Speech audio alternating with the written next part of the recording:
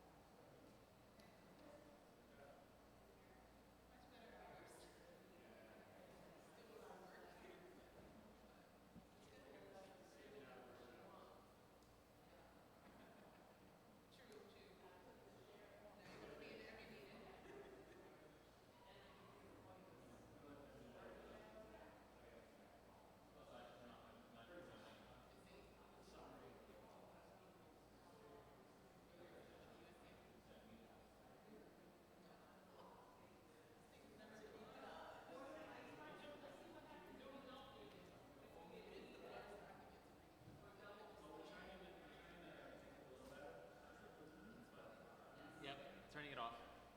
It's already a feedback test.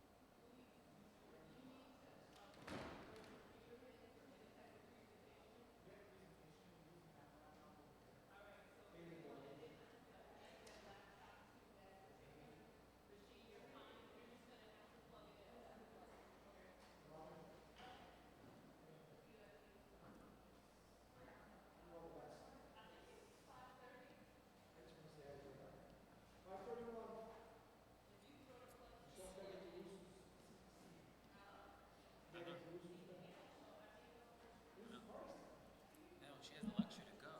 I'm still tripped.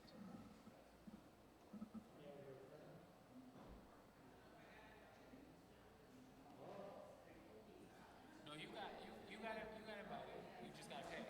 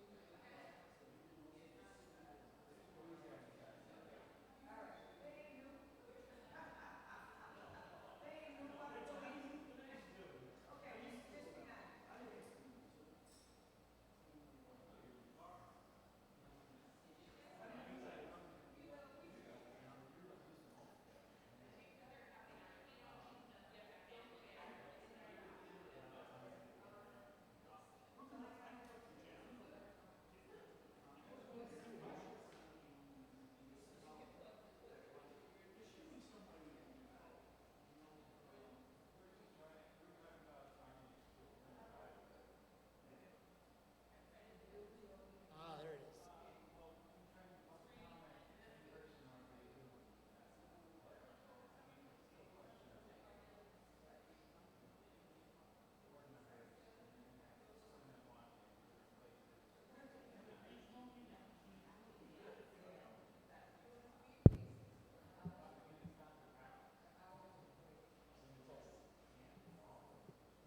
Testing, testing.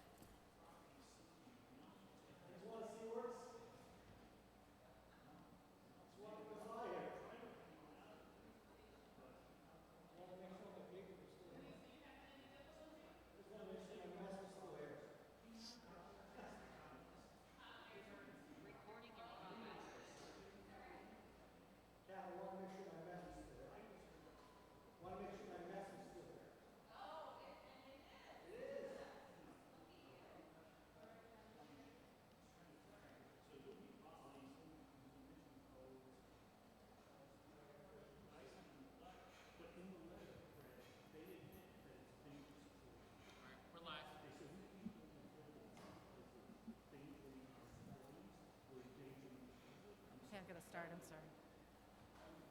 Danielle, I'm all set? Okay. Good evening. This is the June 29th, 2021 meeting of the Albany Common Council's Planning, Land Use, and Economic Development Committee meeting. Committee members present, Councilmember Tom Hoey, Councilmember Joyce Love, and myself, Councilmember Kathy Fahey. We have our staff, City Clerk Danielle Gillespie, our counsel, John Raphael Pichardo, and from the Planning Department, we have Luis Roldan and Aaron Glennon, as well as Director Brad Glass. And tonight we are continuing our discussion on proposed amendments to the Unified Sustainable Development Ordinance. Also, I should point out, Councilmember Judy Doche is also here. And excuse me, I forgot Councilmember Jack Flynn. And Corporation Counsel Martha Mahoney. So what we're going to start with a presentation from Aaron Glennon and Luis Roldan. And you want to take it off? Go ahead, Aaron. Thank you. Thank you, Councilmember Fahey.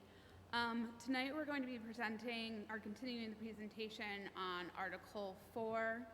Just as a reminder, all of the red line documents and presentations are available on the Planning Department website through USDO review. Tonight we're going to be talking about the preservation standards, modifications to landscaping, screening, and buffering, the building design standards, and our sign regulations. So as we kind of went through under Article 2, we've relocated and created a new section. Could you hold on a second, Aaron? I think I'm having trouble hearing, so I imagine others are as well. So, Danielle, if you wouldn't mind turning off the air conditioning. And I just want to make sure, I also want to point out Councilmember Alfredo Ballerin is also here. And because we want to make sure we can hear. Now, if there's a problem with people seeing, they can go down to the chairs. Let me know, and, we can do that as well. Okay. Okay, I think that's better. better. All right, thank you. Go ahead. So as we discussed under Article 2, we are creating the new preservation standards under Article 4. They are incorporating the existing building and streetscape designs from Article 407, as well as the general guidelines and rehabilitation guidelines from the Historic Resource Overlay, currently located under Section 206. We're looking to relocate them to combine all of our standards that talk to rehabilitation and retention of material in order to allow applicants to more easily find the standards as they're going through and planning for projects. The general conservation standards, currently they're kind of scattered throughout Section 407, and we are proposing to compile them in one place under 402A through F. Aaron, Yes. can you hold on a second? I can't read this. So I don't know,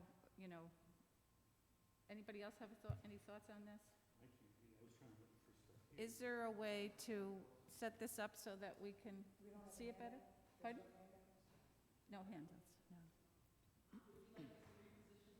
Is that possible? But you have to have it close to, I can move up. JR, okay. are we showing this online so that we can look at our iPads?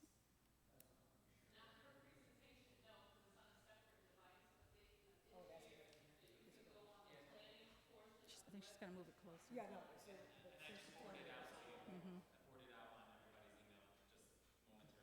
Okay. What was that? He's going to send to his email the Oh. presentation. Oh, good, okay.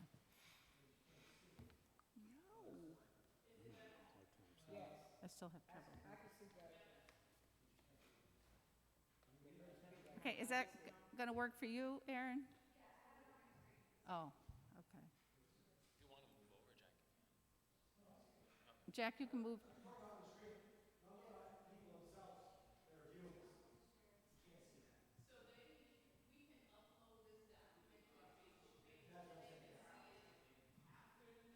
Okay.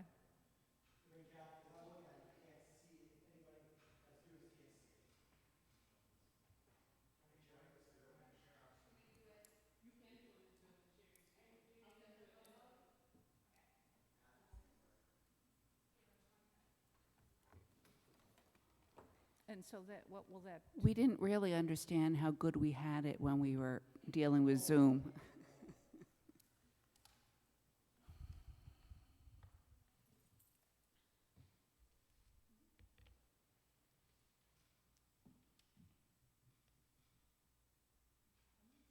send it to you now. Oh, here,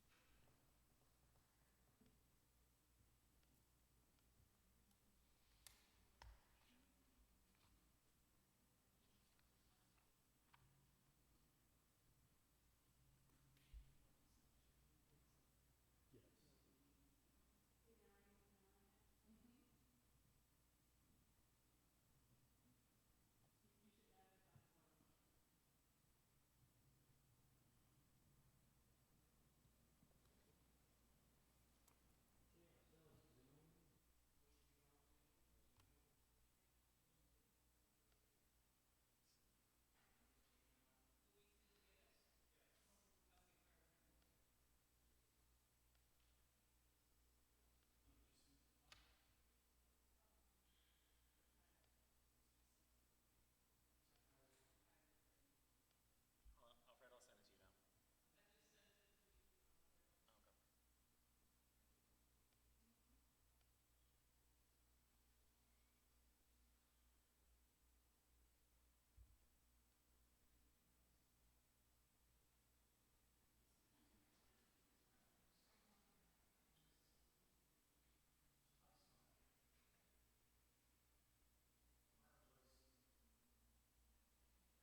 There you go, go. And you should be able to share.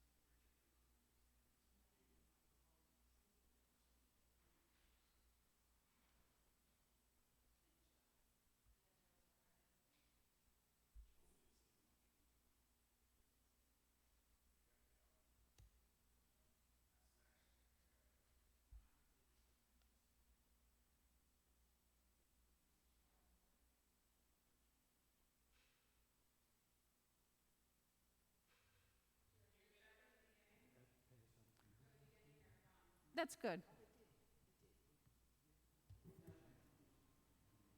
Okay, so we're starting again. We're streaming the presentation online as well. Okay, thank you. You're welcome. Okay, so today we're going to be presenting on Article 4 of the USDO Development Standards. As we said earlier, our current documents are all available through the Planning Department website under the USDO review. The red line documents are there, and previous presentations as well. So tonight we're going to be going over the preservation standards, modifications to landscaping, screening, and buffering, building design standards, and our sign regulations. So as we discussed under Article 2, we are looking to relocate any standards that have to do with rehabilitation of existing structures, as well as retention and repair of historic materials under the new preservation standards section under Article 402. So tonight we're going to be going over the relocation of the building and streetscape design standards, as well as the relocation of the historic resource overlay general and rehabilitation guidelines to Section 402.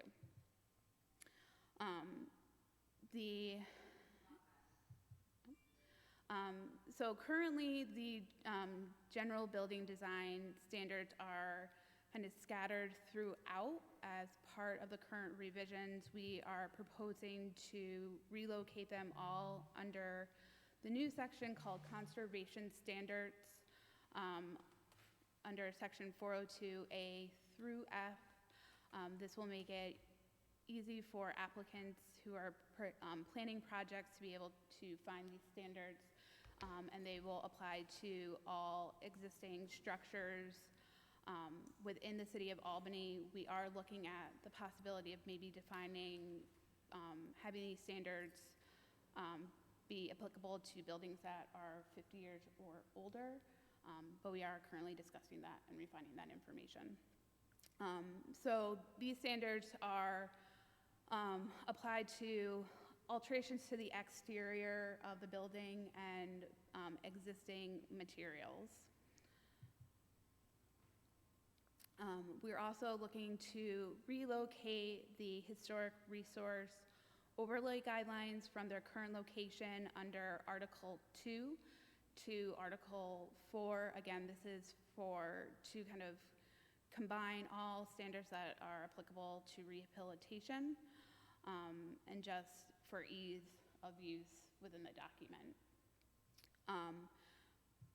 We aren't proposing to make too many changes to the actual verbiage within the historic resource overlay standards, mainly because we are a certified local government, and the standards would need to be reviewed by the State Historic Preservation Office, as well as we will be having these go to the Historic Resource Commission for their input for minor modifications, just to clarify language that is confusing, as well as breaking down some larger criteria into more easily understandable, or just to break up where there's criteria that could be two bullets into multiple bullets. Yes. On the previous page, was the D, it says fenestration. There's a word, fenestration. I was just curious. I don't know what it means. Fenestration is either a window or door opening. So it applies to both windows and doors. So it's the opening in which your window may be located in. Okay, so it's like, and I missed the first part. Yep. I'm sorry. Can you just repeat it one Yes. more time? So a fenestration or a fenestration opening is where a window or door is located on a building. Okay. Yep. Thank you. And that does, thank you, Councilmember Hoey, because that does bring up one of the things we did discuss and we are working on is possibly creating some definitions for some of the building terminologies that, the general public may not understand.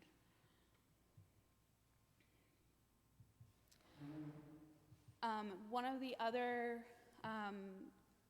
current reviews that we're doing within the historic resource standards is going through and revising where criteria may say should and changing it to shall. This is based on guidance that either myself as a preservation planner or the Historic Resource Commission provides to applicants for either retention or repair of materials. Currently, there are some criteria within the standards that it uses should as a general recommendation, where the commission may be more stringent in applying that criteria.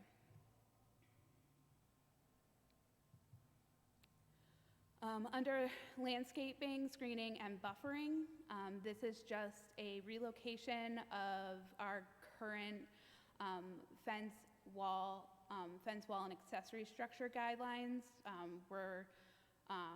It's currently just under the general standards under the historic resource overlay, and we're proposing to relocate it with all the other fence and buffering guidelines. Then the building design standards. We are proposing to relocate the historic resource overlay new construction in or adjacent to the downtown Albany Historic District. Again, this is just kind of clarifying all of our standards and combining standards that apply to either new construction or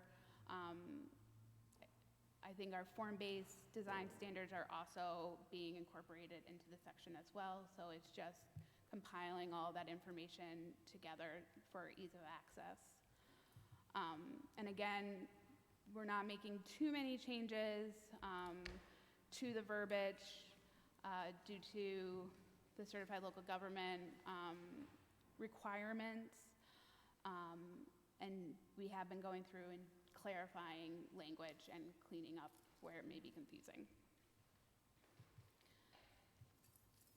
And then under our sign guidelines, we have relocated the sign guidelines from the historic resource overlay again into the general sign guidelines. We have clarified some of the language. One thing that has changed is specifically prohibiting plastic backlit internally lit signs, as well as encouraging the installation of awnings on our 19th and early 20th century buildings, where previously it was discouraged. And then I will hand it over to Luis to go through the rest of the sign modifications. Yes. I had brought up once before with Brad, is there any thought for a regulation on signs lit when the business is closed? I believe that would be under the larger modifications to the sign regulations. And if that is something that we are proposing, then it would also be applicable to any signs within a historic district. Yeah, there is groups out there that want to see, the sky at night, and, that's Right. a lot of things. Thank you. Yep, you're welcome. Do you wanna? Sheets.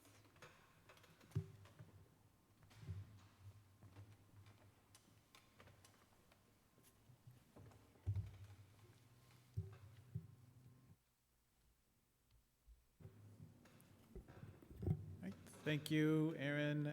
So my name is Luis. I'm a senior planner at the planning department, and I'll be going over the broader changes to the sign section. I've been administrating this sign or enforcing the sign ordinance for the better part of my first year and a half in the department. And one of the things that this presentation is going to go over is going to be in clarifying some of the maybe unintended consequences that the language in our ordinance has, some of the impact it might have, and some proposals on some standards that could be applicable to better meet the purpose and intent of the signage ordinance, and also to consolidate language that is existing in other sections of our code in order for the signage policy to be kind of more clear and comprehensive for someone who's going through specifically our signage code. So the first part here, clarifying purpose and intent. So currently, the purpose of our ordinance for signage is a little too broad. I broke down the current paragraph that we have on the purpose for the signage ordinance, and it kind of breaks down into generally the purpose of the sign ordinance is to promote and protect the public health and welfare and safety. And it breaks it down by the 7 metrics here. Protecting property values, creating more attractive economic and business climate, enhancing and protecting the physical appearance of the community, preserving the scenic and natural beauty, reducing sign or advertising distractions, reducing hazards that may be caused by signs overhanding or projecting over public rights of way, and curb deterioration of community's appearance and attractiveness. This is a pretty broad purpose. And more so, it kind of is contradictory to itself in its general aim. So what I was proposing here to do was, instead of having these very specific metrics to identify what protecting public health, welfare, and safety means, to further kind of clarify that into what that could be. So the proposed change here would be to kind of take it down to 4 points, and that would be to encourage the effective use of signs as a means of communication in the city while preserving the rights of free speech under the First Amendment, to maintain and enhance the aesthetic environment of the city's ability to attract sources of economic development and growth, to improve pedestrian and traffic safety, and to minimize the possible adverse effect of signs on nearly public and private property. This is kind of taken as while we were listening to the input that we have from Common Council representatives regarding signage ordinances, taking into account the spirit of previous amendments, listening to some of the feedback we received from neighborhood organizations regarding their take on the signage ordinance, and trying to take it all into consideration when we're looking at identifying a purpose and intent. This helps us to inform how we enforce and how we review sign permits coming through, and it kind of gives us a more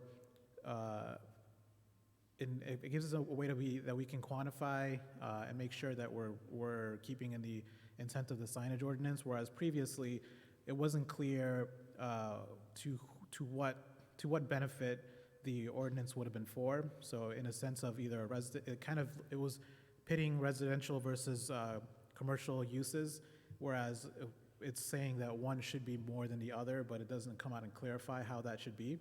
So we're taking the feedback that there should be a clear distinction as to minimize the impact on residential neighborhoods.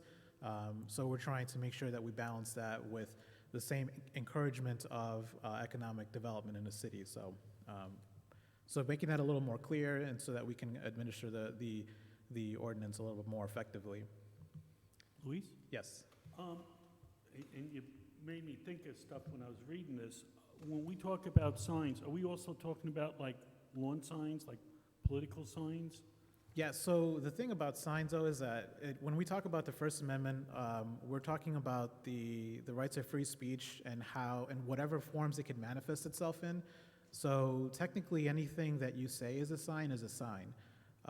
And we don't regulate the content of the sign. So whether it's a sign that's advocating for a political candidate, or whether it's a sign advertising a commercial interest, those are all considered signs under the ordinance. And we try to avoid the categorization of the content within the sign, because that kind of has traditionally been challenged and upheld as a violation of free speech under the Constitution. And it's interesting because I do have a situation in my ward, and that's why I was going down this track, where a homeowner feels very strongly towards a certain former president and has a sign up there with a person putting up their middle finger saying, F Senator Schumer. So, but I guess that's free speech, right? Yeah, for the most part, we try not to get into the content of it specifically on that point, because when you start saying that one is okay when one is not, then we're kind of being the arbiters of free speech, and that is very tricky. Difficult, if not impossible, to enforce under our current ordinance. Thank you so much. Yep. I'm sorry, Judy, did you have your hand up? Yeah, I just want to say that there are, that I thought in some places the language we had previously was a little clearer with regard to something like to reduce hazards that may be caused by signs overhanging or projecting. So is that going to be, is that kind of stuff going to be reflected someplace else in the ordinance, some of these specifics about that? That's number one. And number two, I just want to note the lawyer in me, when it comes to us regulating something that then potentially butts up against First Amendment rights, the lawyer in me knows that essentially it's kind of buzzwords. Protect the health, safety, and welfare is like buzzwords of, you know, what is the legal domain, and maybe Martha wants to, you know, chime in on that. But there was, in my mind, that's a general rule of thumb, and that you need to measure what else follows up against that. So we want to protect First Amendment rights, but we're also protecting health, safety, and welfare. And those are sort of to some extent, the two competing interests that we have here. Thank you. So just to respond to that, the public health, welfare, and safety, I believe I think it's easy enough to incorporate into the proposed change, and as generally overall what its intent is. Yeah, I think the clarification was more to kind of consolidate the 7 points into categories that don't necessarily compete with each other as far as interests go. When we're talking about protecting property values, for example, a proponent or an applicant who's proposing a sign could say that the sign is protecting the property values of the commercial district, whereas a neighboring property could say that it's detrimental to their property values. So it would create a situation where we don't have the tools necessary to arbiter how to, where in our sign code ordinance specifically, to say which one is the more, the impactful than the other one, which one is the one that needs to be the one that prevails in this situation. So it was meant more for that. I think we can definitely incorporate the same language as far as public health, welfare, and safety to make sure that we have the ability to also legislate any kind of, or enforce any kind of signs that may actually be a detriment to the public health, welfare, and safety. I've never been particularly fond about the protecting the property values because I see how fraught that is with problems. So the second point, bolster standards applicable to all signs to respond to emerging concerns. This one is just going through and looking at the applications that we have received, and the way that our ordinance, as it reads now, doesn't necessarily speak to them. So this update is meant to kind of address those, and also common issues that we're getting from applicants who are seeking signs, and also individuals who are asking questions about signs, and the feedback we're getting from common council representatives and neighborhood associations as well. So what we're looking here to do is clarifying positions on box signs specifically. I had a couple of pictures. Unfortunately, I can't pull them up in my email, but if I can describe it, a box sign is pretty much like if you're looking at this TV here, the entire screen is illuminated. If you were to imagine a sign that had a logo, both the logo itself and the background that it's on would be illuminated. And that would be an example of a box sign, where the entirety of the canvas is illuminated regardless of whether it's just a logo or text or just a blank background. So our previous language kind of spoke to the fact that you shouldn't illuminate the background, just the content itself. But it doesn't go enough to say that box signs are not allowed. If you had a material that blocked all light from going through and only lit the copy or the content of the sign, then that would technically circumvent the ordinance and would allow a box sign, even though the intent of it was to not allow box signs. So that's the feedback we received from residents, that they should not be allowed, and so we want to make it more explicit to say that specifically box signs are not allowed outright. So also reducing, yes. Luis, can you explain why, you know? Yeah, so generally there's been a lot of feedback from the community that box signs in and of themselves tend to detract from the neighborhood aesthetic, to create more of an impact visually with the streetscape than other types of signs that can more easily incorporate, like externally illuminated signs, or for example, a sign that might be etched, where letters might be etched on it, and then some lamps placed outside of it, illuminating it from the exterior, so that it's not being illuminated from the interior onto the street, but rather from the street onto the sign. It creates less of a visual impact while still creating signage for the business. It's generally seen as a less impactful sign, vision-wise or streetscape-wise. So it seems to be the taste that we're responding to from the community. We also want to make sure that we're keeping in mind that generally sometimes these signs are more expensive to erect than other signs.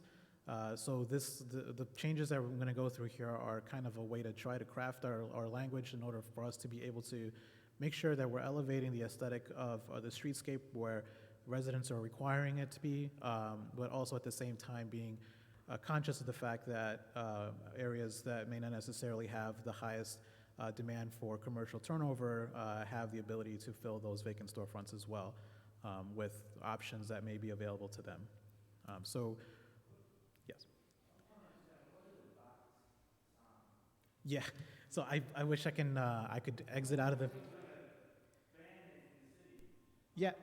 Luis, can you bring up an example? Because the way Yeah. you're describing it to me, it sounds like the lotto signs, like the Mega Millions like signs. That's what I'm imagining. You know so. what I think might be an example? They used to have them at a lot of the schools. So you'd have an actual box, and you'd have the black letters that they could go and put new letters up and change isn't that a box sign? Is that it? It's got the white illuminated background.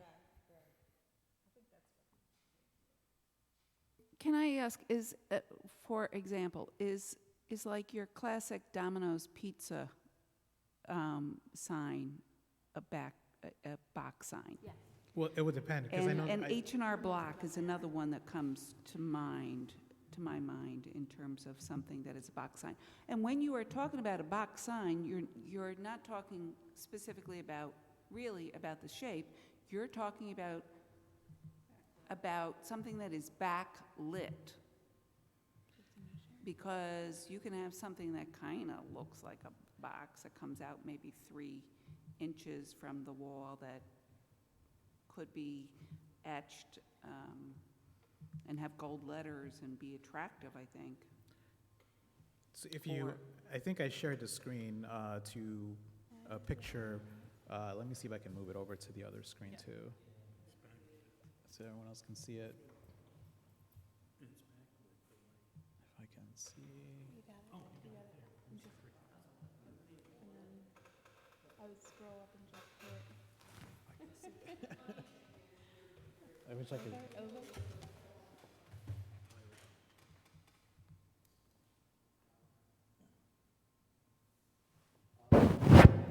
Sorry about that. So if you can see that sign there, you see that there's a whole canvas in there that includes both the logo, the text, and also a white background on that example there. That would be an example of a box sign. So there's an entire canvas that's lit internally. So the light indiscriminately lights up everything on there. So that would be an example of a box sign. And I think, Judy, the example you're really looking for are Domino's. If I'm not mistaken, the new sign that's on New Scotland Avenue now would be considered a channel letter sign, and it would not be considered a box sign. So that, under our ordinance, would be allowed as channel letter signs are individually. I'm sorry, what is that word? Channel? Channel letter signs, yeah. So they're individual letters that are mounted on a track. So the light is only illuminating the letters itself, and there is no background to be illuminated. So they're individually lit letters or a logo or any content, really. Since we're not regulating content, it would be whatever the content is individually is what would be illuminated, as opposed to everything indiscriminately, like the example that we're showing here. Mobile oil signs? If you look on the corner of New Scotland and Quail, there's the gas station there would be a box sign type sign. So a box sign could be a wall sign, it could be a freestanding sign, it could be an awning, overhanging sign, projecting sign rather. So it could be in a form of multiple types, but under the proposed ordinance, all of those types would be no longer allowed. Of course, this would be after the enactment of the replacement ordinance, so any existing signage would become legally nonconforming and they would be allowed to continue under the nonconformity rules of the sign, and also follow any kind of obsolescence ordinances that would follow therein as well. So they wouldn't be grandfathered in then? They would be, yeah. Oh, they If would? existing signs would be grandfathered in, and they would continue to enjoy their usage. If they changed tenants and there was no period of vacancy, then they would not qualify under the obsolete sign ordinance, and they can continue to maintain that sign as well. But at that point, after there is a vacancy in the property, the current language now would call for that sign to be removed once there is no longer a business there. But we'll be getting to that part of the ordinance in a minute, but I just wanted to clarify, so we all know what...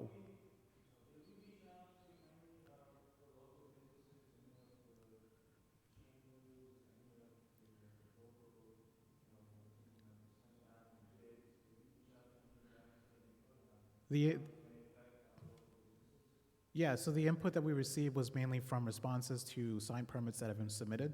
I did not reach out to specific business improvement districts or the Chamber of Commerce to elicit their feedback for this. It was mainly from feedback we're getting from applicants who are applying for signs, feedback we're getting from individuals in the neighborhood associations and common council representatives.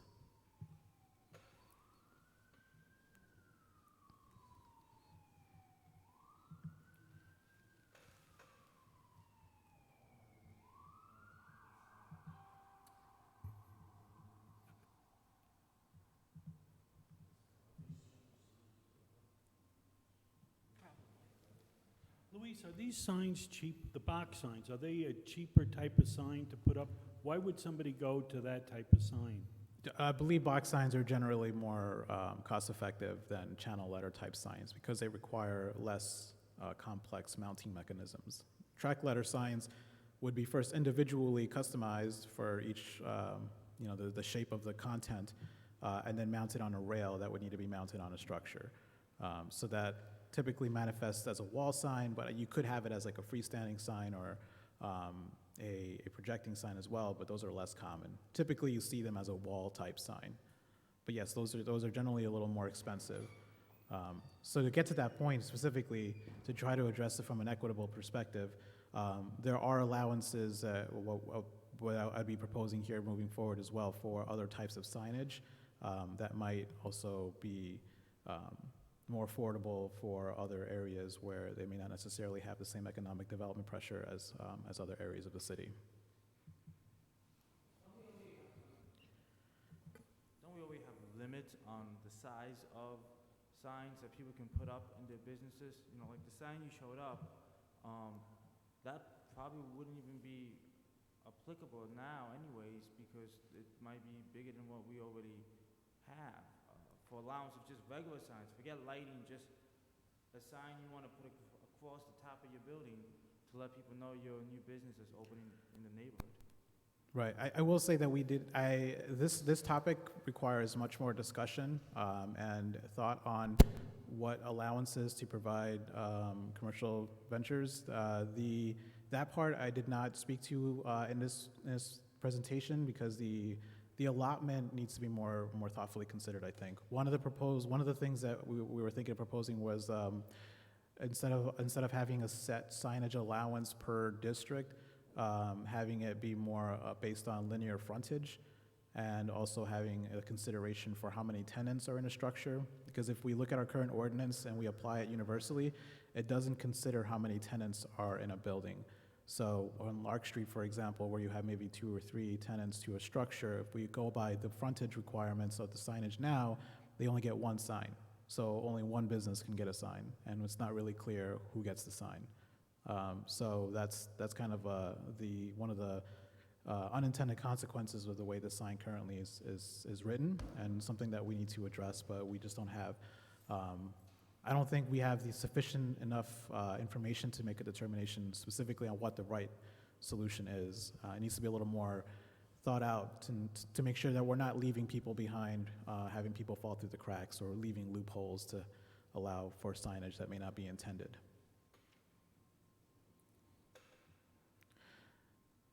So the next point here is reducing flag sizes. So currently our flag size requirements are 50 square feet, or 25 square feet, I apologize, with a 50-foot height requirement. And this is basically just allowed anywhere in the city. And really there's no limitation on how many you can have.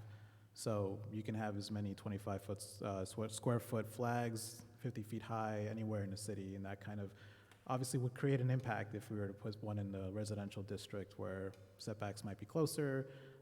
It might even impact visibility and safety in that sense. So it was proposed to reduce the flag sizes and bring them into scale with the zoning districts that they're in. But one note here that is something of concern, because flags are in our signage ordinance at all, we kind of consider them. It's not really implied that they are signs, but it's seeming like we are. So we might want to think about not having flags under our signage because that could create a loophole where a business could use a flag and circumvent any signage requirements. And because of we don't have any limit on number of flags you can have, instead of having any signs, you could have an unlimited number of flags that could be larger than whatever signage allowance you could have and create a loophole for unintended consequences. So this is one of the things that we've seen. We haven't had an instance where that happened, but it's a loophole we have, so we need to close that up.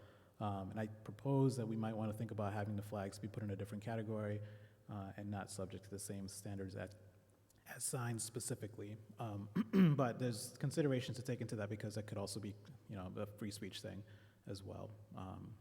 So it's tricky, and signs doesn't seem like it's very complex, but it's very complex when you talk about make sure you don't impinge on people's free speech rights. So that's currently where we're at there. We need to do more research on how to approach flags in general, but one thing that we can do is reduce their sizes to bring them more to scale to the district that they're being put in. Can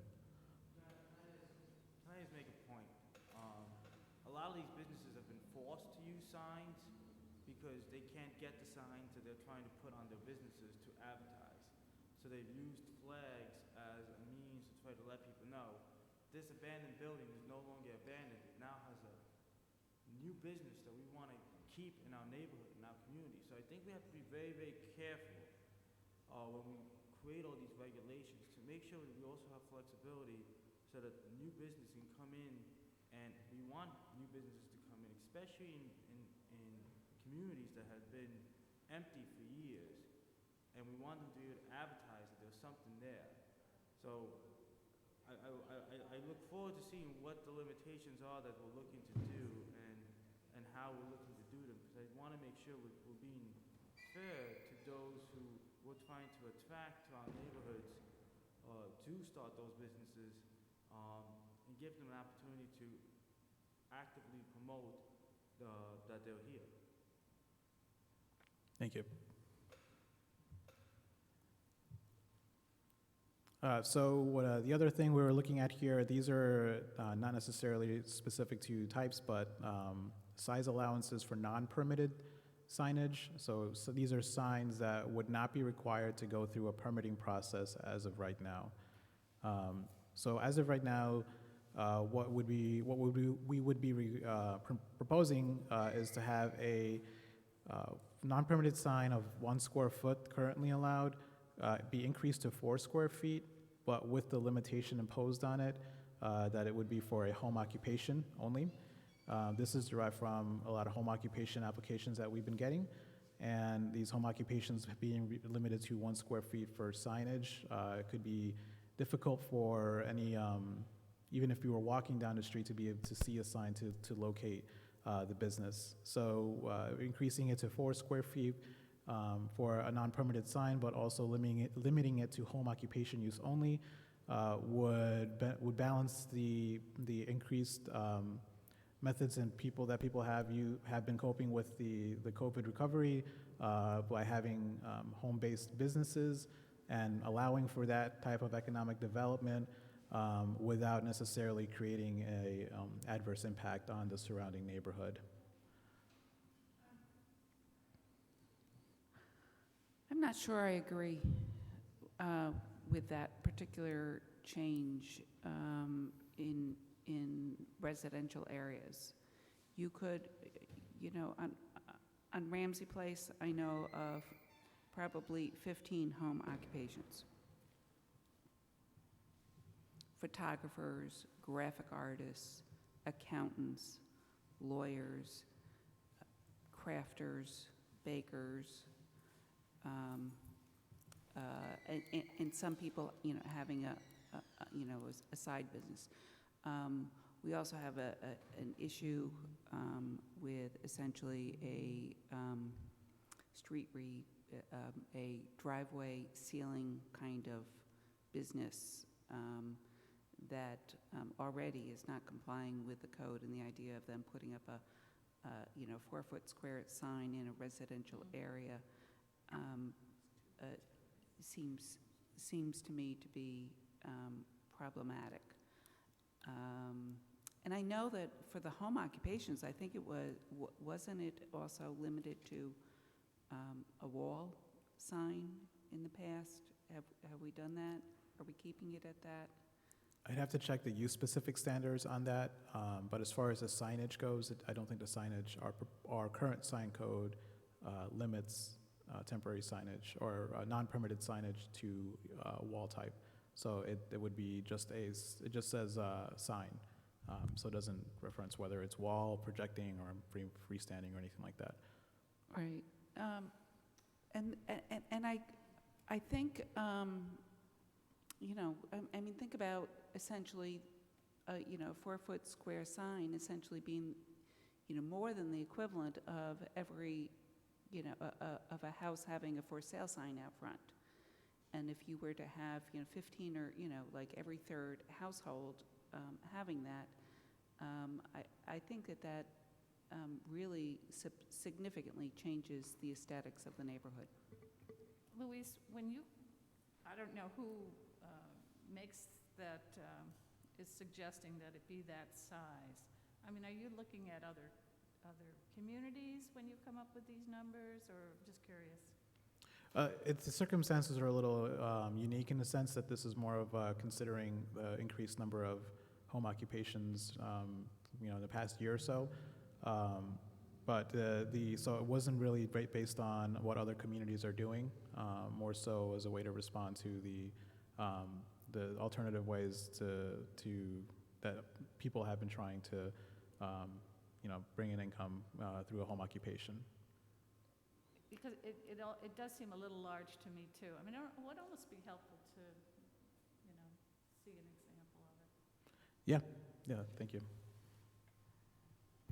And I'd like to find out, is it 2 by 2 or could it be 1 by 4? Either. I mean, Yeah. so you're saying what the shape is, and if it's a circle, Diameter. I mean, yes, I'd just like to know a little more. Mhm.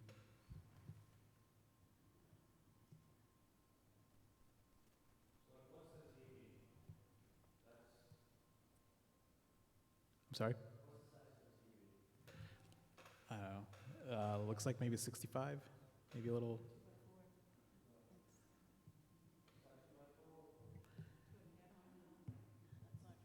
That's, maybe I would say maybe that's a 15 square foot. If you were going to equate that to like a wall sign, it looks like it'd be about 15 square feet. I would say maybe 5 feet by 3 feet. So I would say that's roughly about 15 square feet. So 4 square feet is basically a little bit smaller than the surfaces of our desks. Yeah, I would say that's about right. That looks to be about right. Or a political sign, I mean. No, I'm just saying the shape and size. Right. It could either be like a 1x4 or a 2x2, or if it was a circular sign, it could have like a diameter that would equal to 4 square feet in surface area.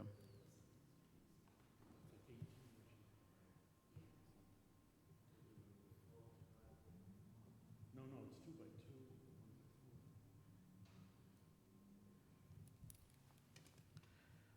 2. That's definitely something that we can review to make sure that we're maybe providing more examples of other places that have implemented that and what their impacts may have been in residential areas. Thank you. The next one would be window signs. So window signs are currently used in a lot of places that don't necessarily have the ability to have more larger compliant signs, or maybe want to reuse existing structural types of advertising without investing into larger signage or more elaborate signage. So our current code is only allowing window signs, any area of an existing window, no more than 15% of that to be used for window signs, and overall, no more than 10% of the total windows on that floor to be covered with window signs. So it generally is difficult to even calculate that, and it's still under a non-permitted signage. So it's not clear what happens if you have more than that. It would be assumed that it's just not allowed, period. And it's not clear whether or not you would have a standing for like a variance on that, because it's just a non-permitted type of sign. So there's a lot of non-clear language on what happens with window signs if it doesn't comply. But beyond that, window signs generally, most of the signs that you'll see with window signs are non-compliant. Most of them are generally well over 15% on any window and well over 20% on any, or 10% of any window, any floor that they're on. So this one is kind of, this proposal here is meant to more provide a balance by increasing the window sign allotment, and also considering whether the window signs should be pulled into a permitting process to make sure that we are actually seeing the result be the intent of what the ordinance is. Because I think right now there are so many window signs, it'd be probably hard to enforce the signage ordinance on that. But if we were able to pull them into a permitting process, it might be easier to make sure that the window signs were, the display of window signs are more in line with what our ordinance is intending. Yeah, Luis, one of the things what pops in my head is, there used to be a little grocery store growing up, and if we had a school function or selling raffle tickets, we would put like a poster. Would this impact that? Say a store owner had several people want to put up different things. I'd hate to see that type of community work, get regulated out. Yeah, I mean, currently under our current ordinance, it already is. So I think this is more trying to provide an opportunity for that, to avoid that, while also, trying to meet the intent. If we find that window signs really don't have any impact, beyond what might be required for maintaining visibility for, health and safety, then it might be worth considering whether or not we need that still. Because right now, we currently don't really enforce that sign ordinance at all, because it's too difficult. There's too many window storefronts to calculate 10%, what that looks like. So it's difficult to enforce. So if we don't really see an impact generally, we haven't had any complaints on it, and we haven't had any code violations that I know of regarding that. So, it just generally seems to be that people are content with that, absence any complaints. So, this is more just to kind of both bring it into compliance, assuming that it's a priority, that the windows should be maintained clear visibility of, within reason for signage. But if there is not really much of a concern, then, we can also consider whether we still need that part of the ordinance, or at least whether it might be worth just having more lax ordinance while pulling it into a permitting process, so that at least we do have a way of being able to control for that. So the change of temporary sign language to limit temporary signage in 2 non-consecutive 30-day periods per calendar year. I know there was some language that was being sent out regarding real estate signs. And this is not necessarily speaking to that's actually going to be a little further down, but this is really just is more in line with what some of you were saying about signs that are placed out on lawns or for events or related to maybe periods of activity. Those that are put out temporary signs, those nature, instead right now, currently our ordinance would say that you can't have them for more than, I believe, 30 days. But it doesn't really speak to the consecutive nature of it, so it just kind of is, you could technically take it down on the 30th day for a day or an hour or a minute, it's not really clear, and then put it back up, and then you can start the clock over again, and you can have that just technically forever. So this kind of tries to limit that so that we have a way to control overall how the temporary signs are being used in a way that's actually temporary and not a way to circumvent the sign ordinance. How does that affect First Amendment issues like what Mr. Hoey said? If someone wants to put a sign on their lawn saying, "I hate Alfredo Valley," well, that's still right, to do so. It's freedom of speech, especially if they're talking about an elected official or, a policy that they may not support or a policy that they do support, Some of those you can regulate if they're based on an event. So if you're saying on election day, vote for so-and-so, then that would be a sign that's based on an event. And yeah.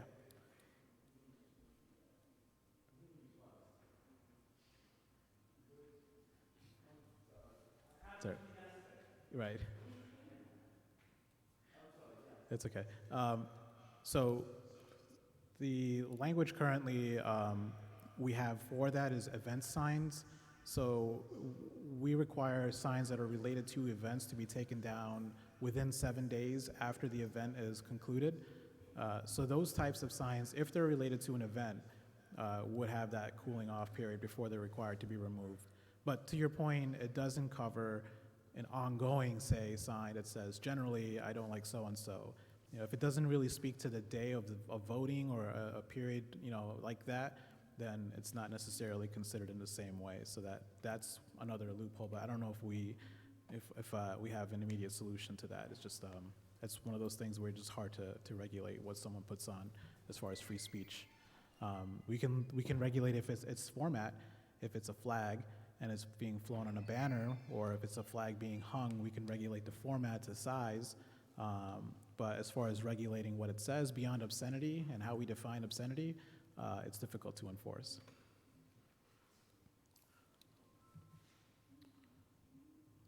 Louise, Yes.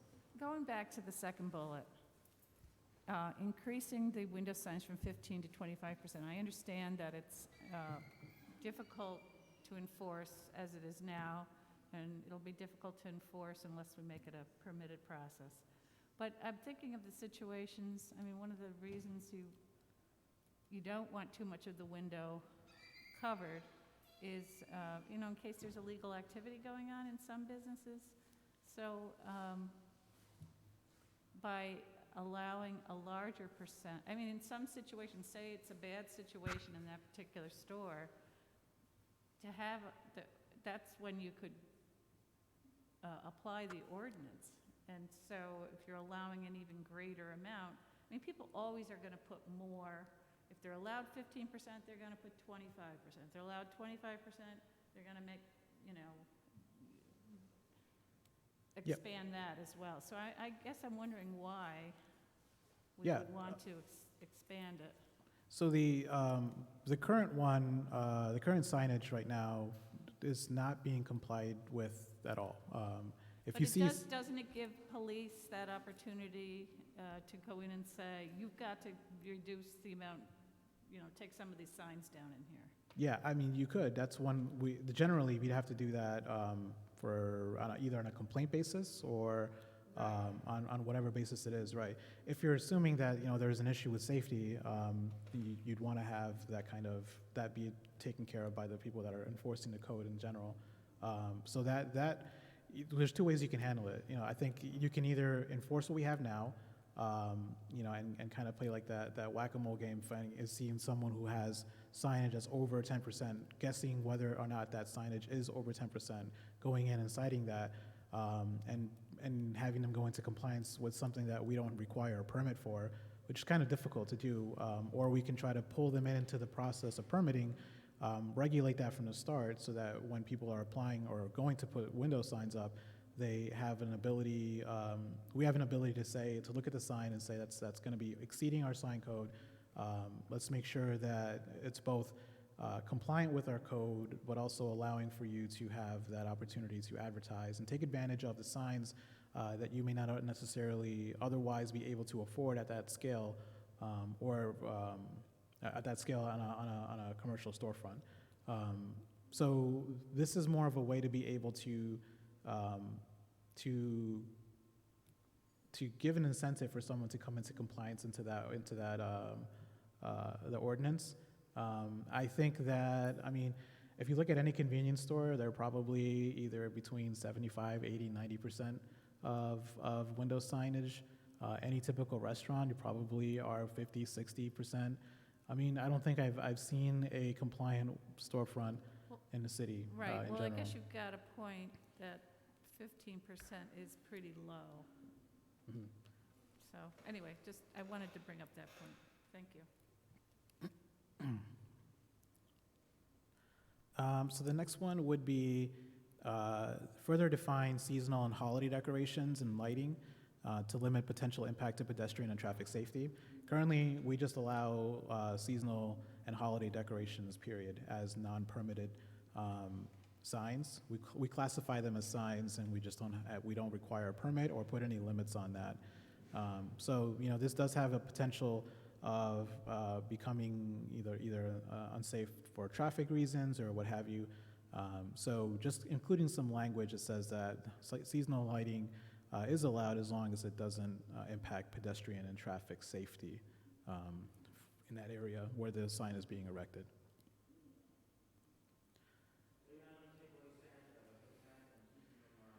Yeah, you just can't have a 100-foot Santa, in a residential district.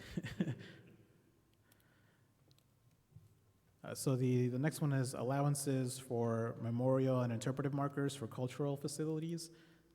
Right now, we don't really have any way of classifying if a museum or cultural facility, say for example, Pembroke Mansion, wanted to put in a kiosk that just had some brochures about the property. They wouldn't be able to place that on their property without having it be classified as either a freestanding sign, posted panel, or things of that nature. When it may not necessarily be the intent to classify that as a structural kind of or a commercial sign. If they're just handing out brochures at an information type kiosk, that might be, or if there's a sign kind of in front of a garden and kind of explaining or interpreting that space outdoors, there's no way to classify that. So if there was a limit for one sign per frontage, then they would only be able to have one interpretive sign and nothing else. So that might limit their ability to have those kinds of uses. So this kind of just allows for memorial and interpretive markers for cultural facilities, and this should also be, like a smaller number, something limited to like 4 square feet or something like that to limit the impact on other properties as well.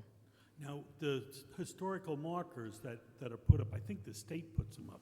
Would that fall under this? No, they wouldn't fall under that unless the property was run and managed by a state or federal authority, in which case our ordinance typically does not apply for signage to those, so that it wouldn't apply to those anyway. But we're talking about like locally run museums, like maybe the Underground Railroad Museum or things of that nature. What about historical houses where they have, it's a metal sign that they put up? I think we do have them in the city. I mean, I just want to make sure that they would be impacted. The plaques are administered, I believe, by the historic standards, and I think Aaron can speak more to those specifically on those parts.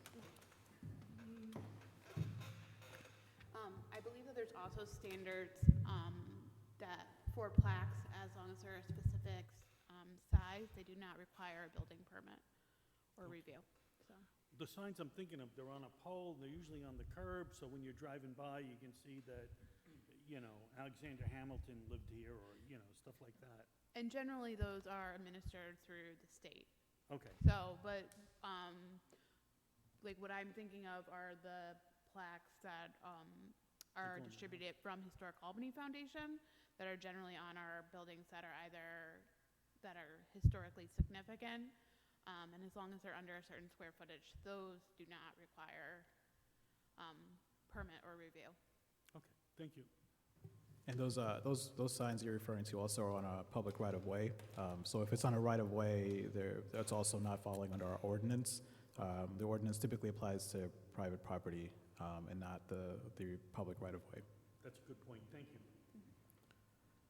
Although we're going to continue to prohibit signs in the public right-of-way without city approval. Right? Yes, that remains unchanged and should remain unchanged, I believe.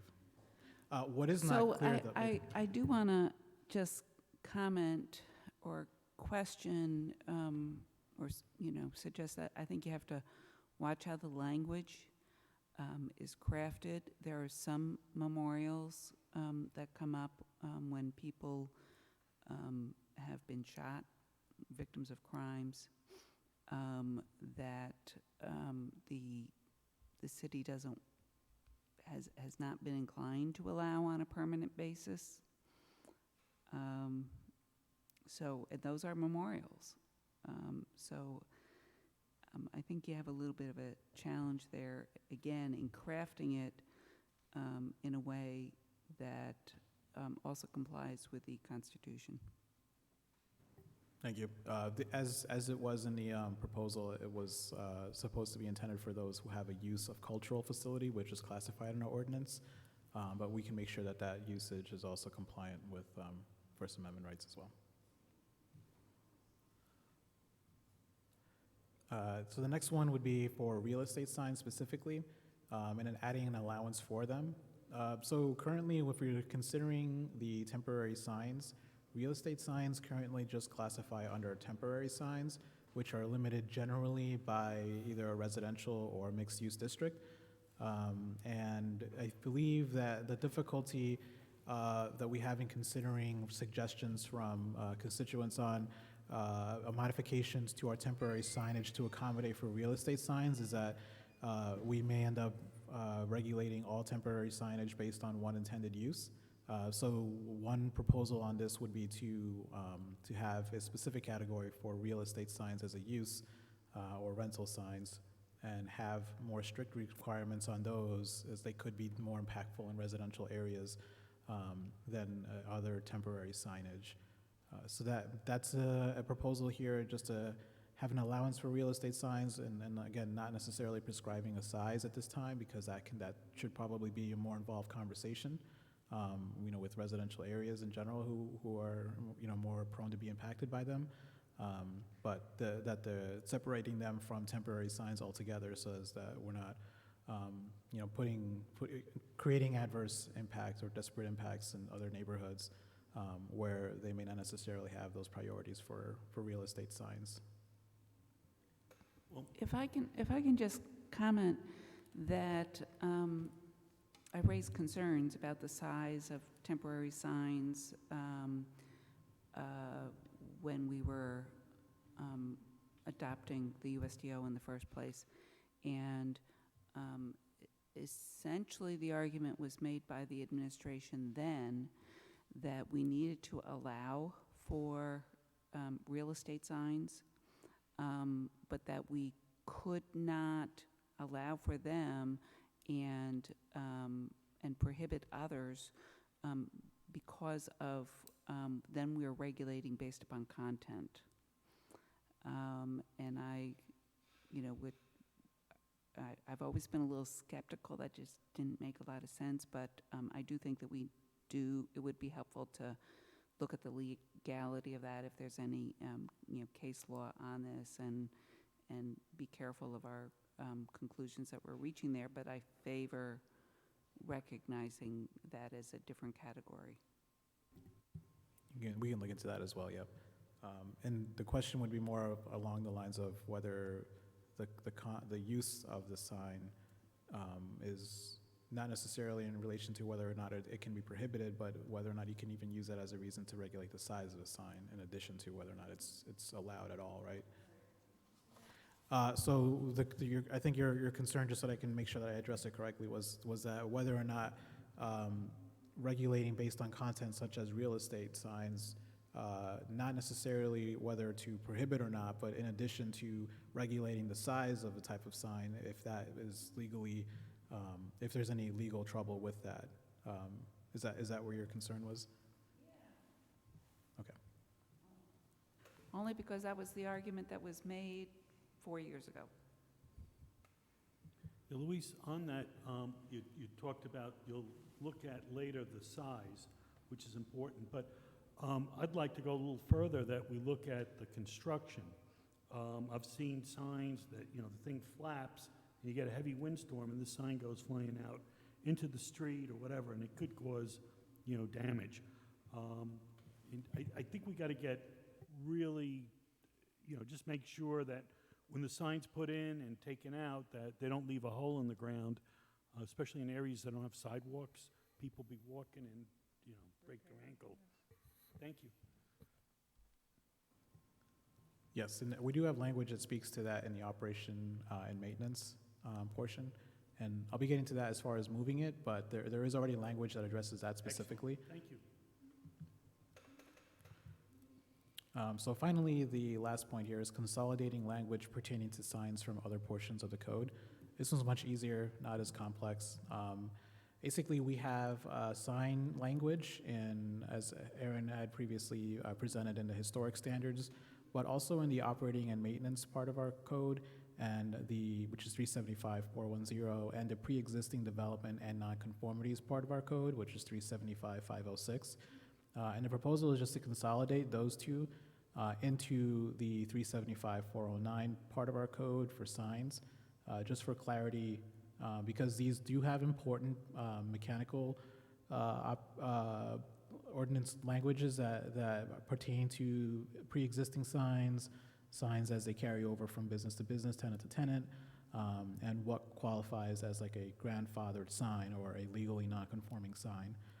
So that's a common concern among applicants for signs, and so I think it would be a good idea to consolidate them into the general sign code, so that it's clear both the size and also what the expectation is in operating and maintaining a sign, as Councilmember was pointing out there, and also the pre-existing development and nonconformities to make it clear what qualifies for someone to keep a sign and when they must replace that sign. So that just is consolidating language so that it's clearer to follow all of what our language is relating to signs in general. And if I could, just one more before we get to the end of here. The website to review all of the documents, including this PowerPoint, are going to be put on that link here on this presentation. And also, just as an aside here, the formal proposals or the recommendations that we're having are going to be more in like a blue line added to the ordinance, and that we're hoping to have up there soon as well. But what we wanted to also, what I wanted to also just express is that going through the ordinance, there's also a different kind of perspective that we want to make sure we're looking at the ordinance through, and that's an equitable lens. One of the things that became apparent in doing the processing for the permit applications is that our ordinance, if you applied it universally, equally across all neighborhoods and all the areas, might create disparate impacts in lower income areas and traditionally redlined neighborhoods. So we just want to make sure that when we're reviewing this ordinance, we're taking that into account and trying to avoid, and make corrections for it if we do create disparate impacts, to make sure that we're not, inadvertently creating more obstacles in areas that are more economically depressed than there needs to be. Thank you. Okay, thank you very much, Luis. Louise, did you skip a slide? No, I don't think I did, at least. there was one about, the one before that on what we have is, Oh, maybe I did, I'm sorry. Yeah. Did I? I think I did this one. Yeah, no, I think I did this one. We went through, having more explicit language to disallow box signs. Maybe I didn't go through this one. I'll go through it again. I can't remember. But also disallowing pole signs. Pole signs right now generally are not used in the city except for very specific zoning districts. And because we have our non-conforming use category already in place, the existing pole signs generally are for businesses that have had them. We don't really see many new pole signs. And generally these are more distracting, and we're talking about preserving the aesthetic and streetscape of neighborhoods. Pole signs generally are a little bit more distracting. They command attention, they create conditions that can be distracting. And so generally to be able to maintain a balance between signs that are in more higher trafficked areas and also creating an environment that's more pedestrian friendly as well, disallowing the continued use of pole signs to restrict them to existing pole signs that qualify under legal non-conforming uses would be a proposal in the ordinance, as well as disallowing box signs, both for their aesthetic qualities to the streetscape. And another proposal here would be to consider whether or not we want to continue the permitting of post and panel type signs as well. Now this one I put as a consideration as opposed to a proposal, because we do have to, when we're talking about equity, think about the effect that would have on other neighborhoods as well.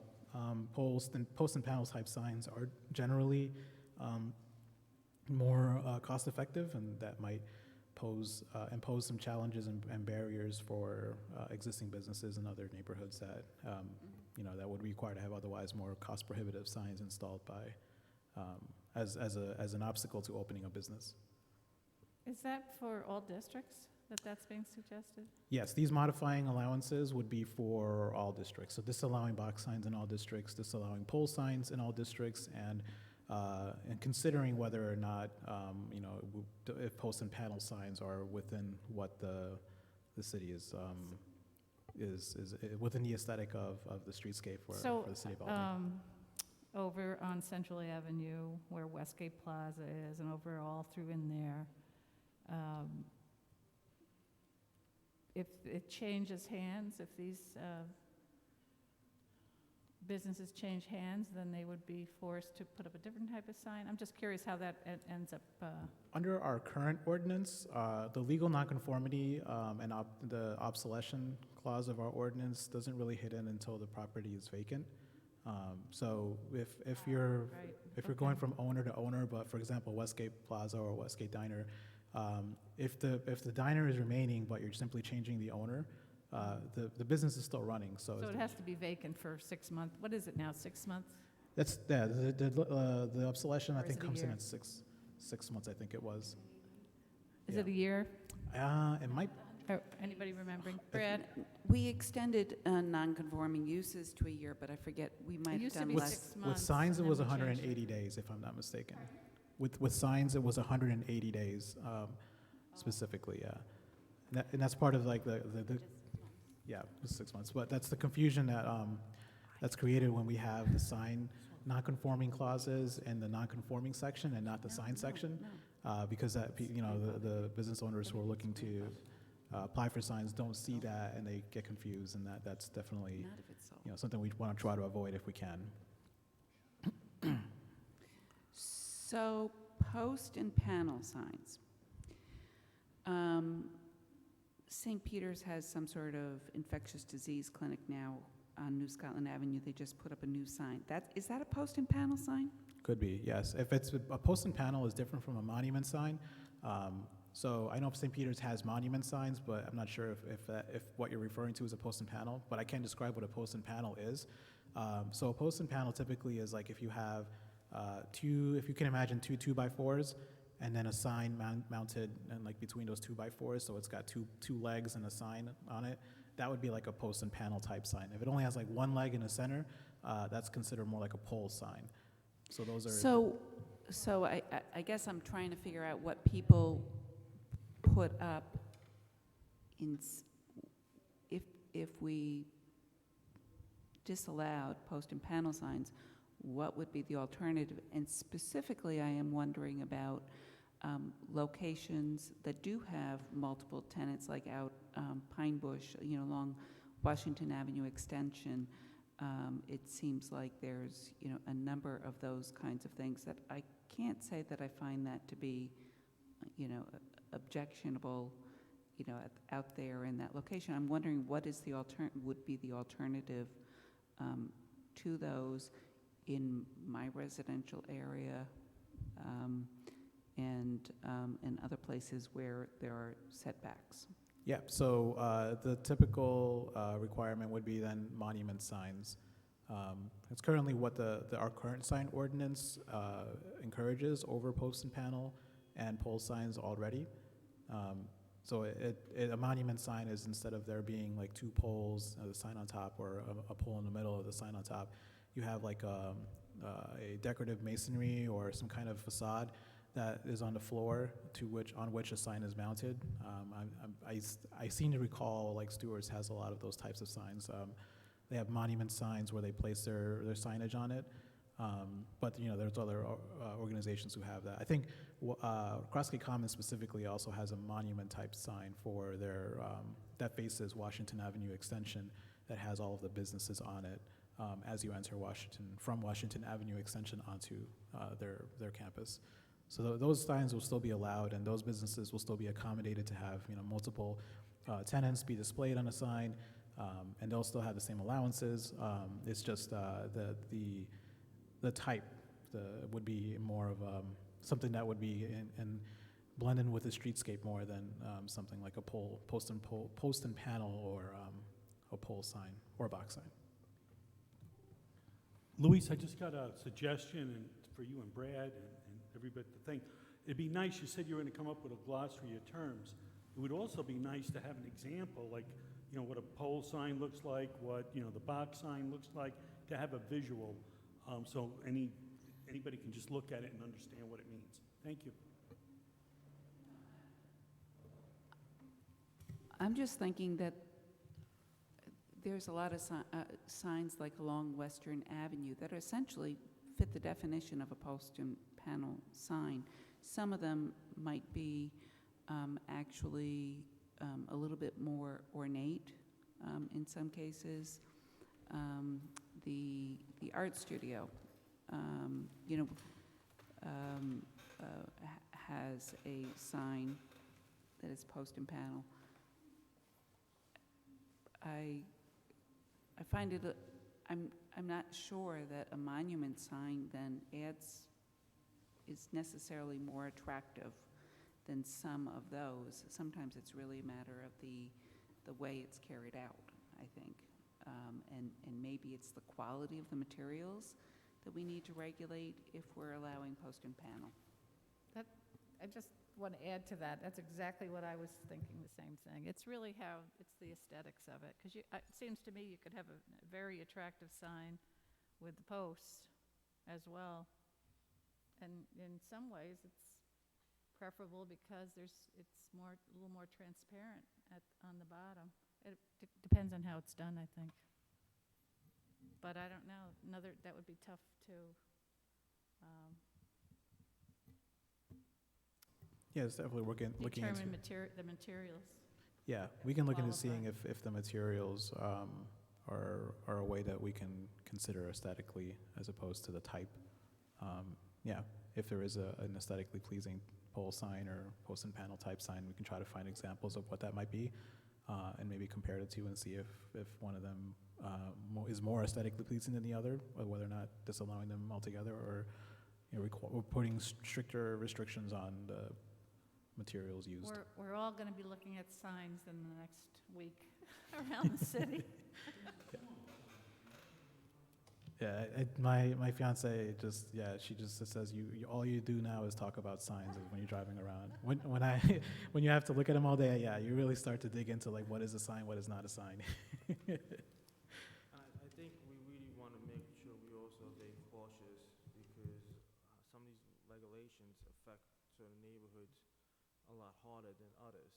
When you have certain businesses that may have gone defunct for a year or two, and then you try to bring new investment and new businesses back, but then they can't have the same signage that a previous business had. It creates a disadvantage for those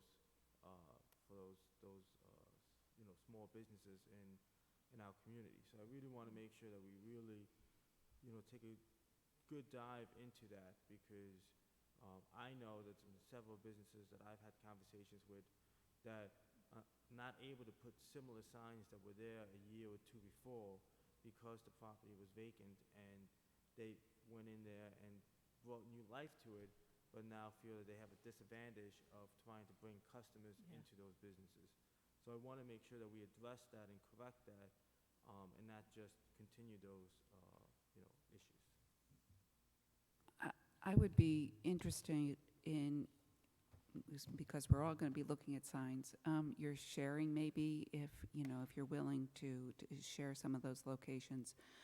I think that there's a balance between signs needing to, scream at us and say, hey, I'm here, for business, versus helping people wayfind, find a particular business in a particular location.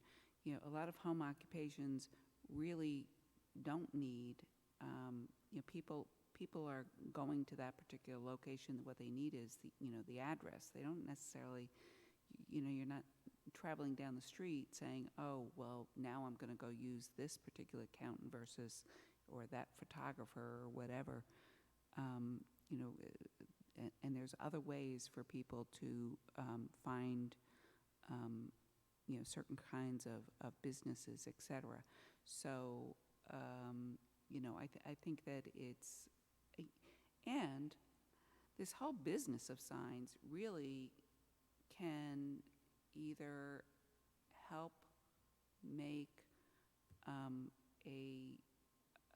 community more attractive and potentially facilitate economic investment if it's done well and it looks nice, as much as the kinds of, and potentially more so than the kinds of signs that scream out at you. We used to, when I was growing up, we used to have all these highway signs that were very, obnoxious, and eyesores. And so I think that you can advertise your business, and especially if you're doing a sign tastefully, you might be bringing in more business than by that, as opposed to simply looking at the size. So I think that we all need to be looking at examples so that we understand the issues better. I agree with the points you're making, Alfredo, and you too, Judy. I can't help but think maybe there's a role here for Capitalize Albany. I mean, they do have that facade program. Why can't they have offer some kind of assistance for businesses that, would like to put on a better face, to the public? So maybe that's something we could mention to them.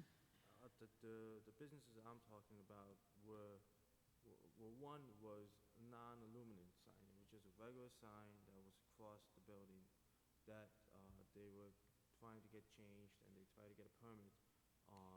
They had the sign stand was there, and it still is there, but they weren't able to get the sign put up because it... The cost, yeah. No, not because of the cost. They were willing to take the cost. It was because of the change of the regulations of what a sign was allowed there. Even though the stands were still there, once they took out the old name of the old company, they couldn't put the new name of the new company. Even though it was going to be on the same stands, it wasn't going to be lighted, it was just a flat sign. And then they ended up using flags to try to bring in new customers, which is why when we're talking about eliminating or limiting flags, I want us to have a conversation about that, because we want to encourage businesses to come back. And we don't want to have these empty businesses. And I will reach out to those businesses to see if they want to come in and speak about their experiences to give more information. I don't want to put people's information out there, Yeah. but I think it's good for us to hear from them because they've invested back in my neighborhood and they've taken empty properties and brought back life to them. And I want to make sure we're keeping those entities in mind.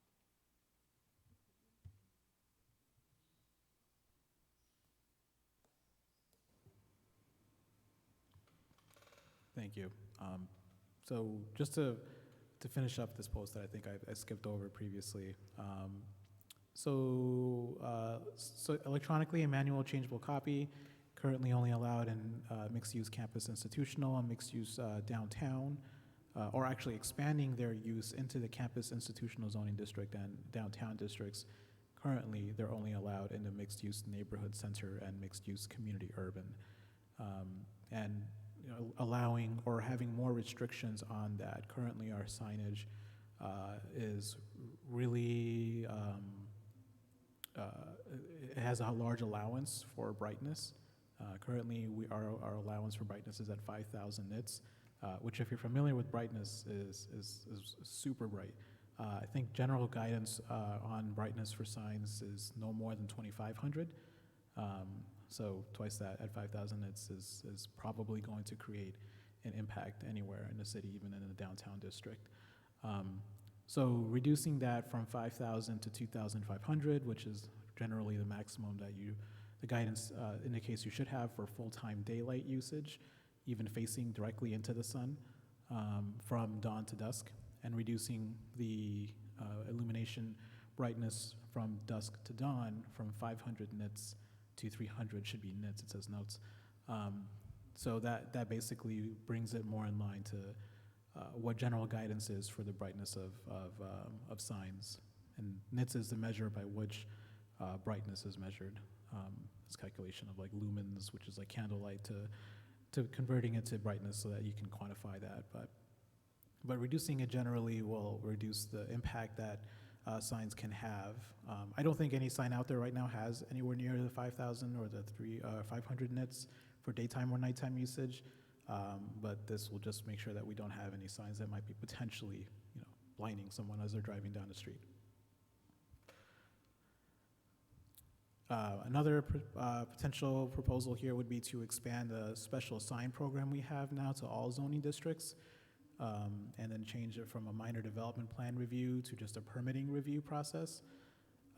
So for those who aren't familiar, the special sign program is a sign program we have that you can use if you have more than one frontage, or if you have maybe a larger frontage, like 250 linear feet or more frontage. And you could take the, you can enjoy a bonus of signage allowed if you have a larger frontage.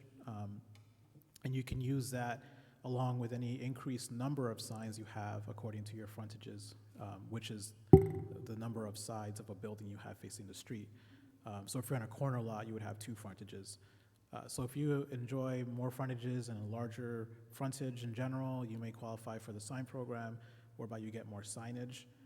And then you can take that and divide it in a way that makes sense across a larger landscape. So one of the prominent applicants that I've worked with this was the Armory dealership on Central Avenue, who through previous this zoning ordinances was able to have, I think, maybe like 20 or so signs or 30 signs on a property. And currently, if they, under the current review, if they wanted to even change a sign, they'd have to lose all of them and comply with the requirement of having like 1 sign, per frontage, per lot that they have. So the special sign program allowed them to take all of their consecutive lots, because they have like 10 lots that make up their site.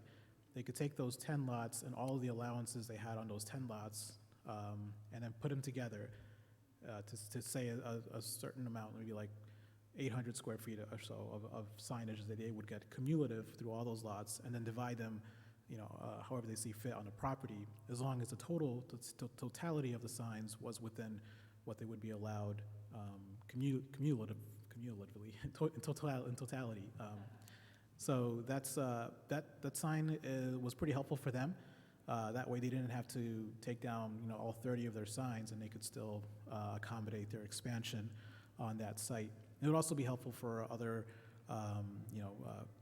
other larger sites that don't necessarily fall in a mixed-use community highway, but might have larger frontages, so that smaller signs dispersed across the site might be overall less impactful than having them all, a large sign allotted in the front, towards the street, the frontage of the street.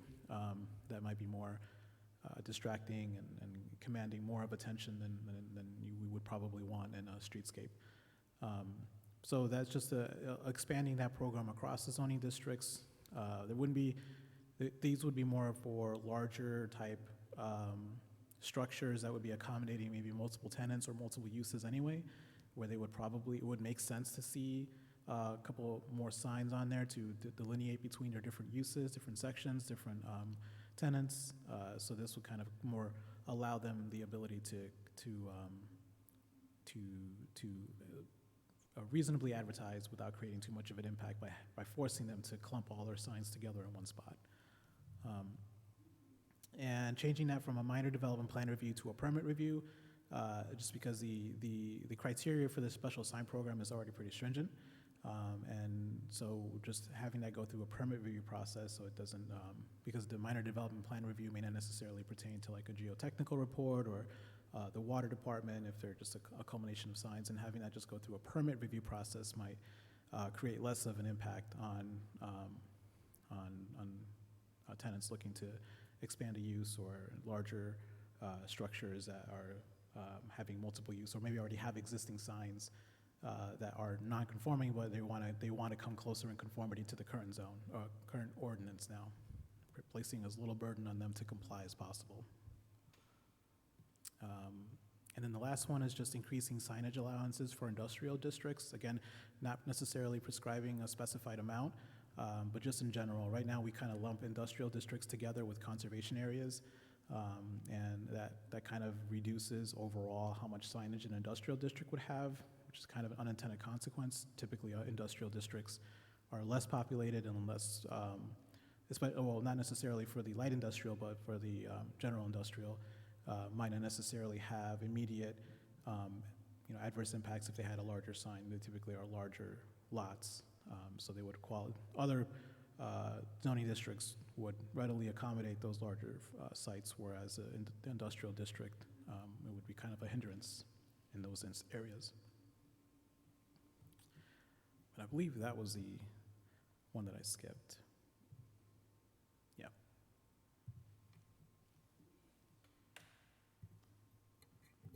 Okay, well, thank you. That was very good. Thank you very much, both of you. I was wondering if somebody wants to speak to, because we're going to be presenting what the work that's been done so far tomorrow night at the Common Council Caucus. Brad, would you want to talk a little bit about that, what you intend to present tomorrow night? Yeah. Yes, tomorrow we'll be presenting sort of a cumulative account of the changes that we've discussed so far for Articles 1 through 4. We still have work yet to be done, and we'll clarify what that is going through Articles 5 through 7. Happy to hear any suggestions. There's a number of conversations we've had that I think we agreed upon content, and there's some other issues that are still open-ended that I don't know that we've reached a solution. So I think the goal tomorrow night is to make all the other council members aware of what we've discussed, of some of the issues maybe have a different opinion or finding challenges on, and get the public's feedback as well as to what direction we should move on those particular issues. I'm happy to take any questions on anything particular, but I'm confident I have all the controversial topics that we all want to discuss. So. Okay, any comments, questions by committee members? And so we'll be meeting again in the full council in here in the council chambers. And will you need the, be able to present you have something to present as well? Yes, yes. Okay, so we'll have the television here. I'll send that later this evening. What's that? I'll send that later this evening. Okay, terrific. Okay, if there's nothing else, then if we could have a motion to adjourn? Motion to adjourn? And a second, motion by Tom Hoey and second by Judy Doche. All right, all in favor? Aye.